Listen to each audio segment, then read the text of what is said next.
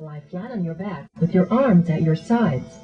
Bend your legs so your feet are flat on the floor, but your thighs don't touch the floor. Put the band under your thighs and hold the band with your palms down. Push the band toward your feet, keeping your arms straight.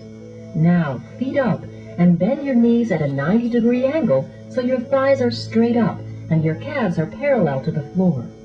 Inhale, and pull your belly button to your spine. Then, exhale, and curl your chin to your chest. Press the band even further toward your feet. Now, come up to an upper abdominal curl like a partial or modified sit-up.